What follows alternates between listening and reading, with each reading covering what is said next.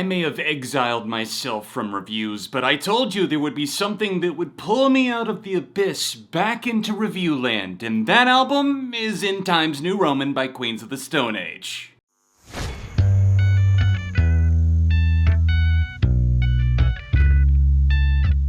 Hey neighbor, welcome back to ARTV. My name is John, and it's time to say the words that I've been wanting to say for quite some time, but didn't know how because it didn't exist yet. It's time for a review of the 8th studio album In Times New Roman by Queens of the Stone Age. Queens' fearless leader Josh Homme has been going through some quite fearful times over the past 7 years, beginning with the loss of some close friends, a bitter divorce, and a public falling out back and forth. Court battles, legal battles, you name it, Josh Homme has been through it. Especially with age, I feel that Queens of the Stone Age, in particular Josh Homme, have become the kind of artists that don't really want to put something out unless obviously the spirit, the inspiration calls for it, but also if they've lived enough life for there to be the next chapter put to tape, and that's exactly what this does feel like. It feels like it was definitely worth the wait, and it also simultaneously, thanks to all of the clever wordplay baked into the titles and into this album's DNA, it feels like a weight off the shoulders. Any person, anywhere, when you find yourself struggling like your world is crumbling around you, I think our first instinct is to try and be the fixer, to try and put everything back together, but what if the building blocks aren't there anymore? What if they've turned to dust and evaporated right in front of you? I think this album does a fantastic job at exploring that idea. The notion of nothing is forever, there is no such thing as permanence, so what do we do with what we're given? In Times New Roman is the end of a trilogy that began with Like Clockwork, so now we have the 3-album run Like Clockwork Villains in Times New Roman. Honestly, that 3-part title kind of slaps, it goes hard, I like the way it all converges and comes together. There's a lot of lyrical tidbits that call back to previous albums, and I think in terms of the overall sonic direction, the tapestry that they sought to put to tape here, it reminds me the most of Lullabies to Paralyze, which oddly enough was my introduction to them in 2005. But getting back to the idea of the world crumbling around you, I think this album presents the question of, do we let the flower die and bloom again in a dark room, or do we just stomp the flower into oblivion? I don't think the album's lyrical content is as miserable or as hopeless as some might try to paint it. There is a light at the end of the tunnel that I feel that this album is more like talking your way out of a corner, convincing yourself that there is a future to be had. But the music, John, what about the music? That's what we're here for at the end of the day. This is Queens of the Stone Age we're talking about.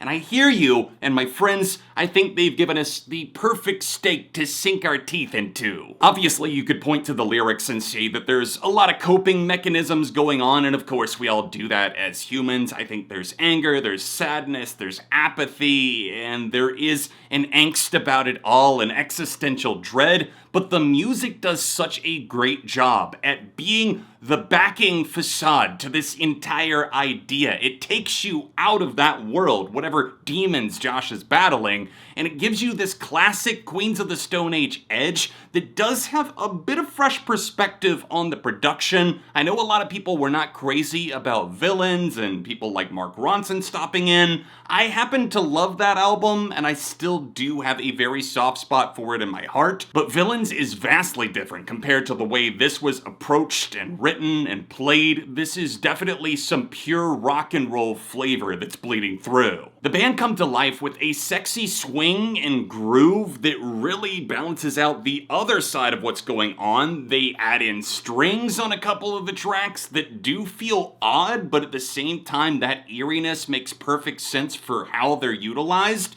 I think the band feel tighter than ever, and a lot of that has to do with the fact that this lineup has remained mostly unchanged since Like Clockwork. I do feel that there are moments in this album's flow, the track listing, where it can feel just ever so slightly stagnant or perhaps heard before from Queens, or a few other moments where the lyrics just feel a little bit too goofy for what the mood is conjuring. No need to worry, as we can file most of these away as minute complaints or minor criticisms, things that don't really impact the overall net positive or net negative of the album. I wanted to give you guys some of my quick thoughts on the individual tracks, starting with OBSCENERY. It feels like an instigator for the entire album's motif, and like I was talking about, I love that things feel cyclical, and you can definitely sense that right out of the gate, and there's a fiery personality backing it as well. We go into Paper Machete, which feels like the spiritual successor to Little Sister. The guitars are out of this world, and I just am in love with the entire aura of this song. Negative Space gets its grind on and feels like a classic Queens rocker in a way, but they let off the gas pedal during the verses, and I like that it has kind of that abstract space. Time and Place feels like it was built out of a jam session, like in the studio. It just started as something and became this. And the anger that's really held in, the hostility, it's erupting at the corners, but it's all done in such a sweet, punchy maneuver. Made to Parade goes off like fireworks. Carnavoyeur is just excellence that calls to mind the legends like Bowie, and I love the atmosphere on this track so deeply. What the Peephole Say gets angry. It definitely reminds me of some alt-rock you would have heard on the radio in the 2000s, but with that Queensism that takes it a notch above. I can't say that this one might have the highest replay factor out of everything here, but it definitely feels like getting something off your chest in vindication. I know this might sound shocking, but at first I wasn't 100% sure about Sicily, but this song, I realized, is just kind of an outlier on the album. Its difference isn't a bad thing at all. The kind of haunting, eerie piano in the background and the bass texture, everything that pushes this song forward to make it the beast that it is, it doesn't really feel like it has a ton in common with the rest of the track list, and maybe it's the strings, maybe it's the vocal presentation, or the way it was produced that makes it feel darker, more immaculate in its own way. It feels like maybe it would have had more in common with like Clockwork. Once I isolated Sicily, it just kind of felt like the light bulb went off and it connected at that point. From there we move into Emotion Sickness, which of course was the lead single, and I thought that was a banger, but it really does feel like so many of the tracks on the actual album eclipse it. We finally go to Meet Our Maker on the closing track, Straitjacket Feeling. It jams for 9 minutes, and I really love the consideration they gave, because this one has to be one of the most tasteful cuts here. We get back to like rated R, songs for the deaf type of Queens, with the way the vocals are almost uncaged here. Straitjacket Feeling just rips the bandage off and then throws salt in the wound. We've seen the Roman Empire collapse, other empires have fallen over the many centuries,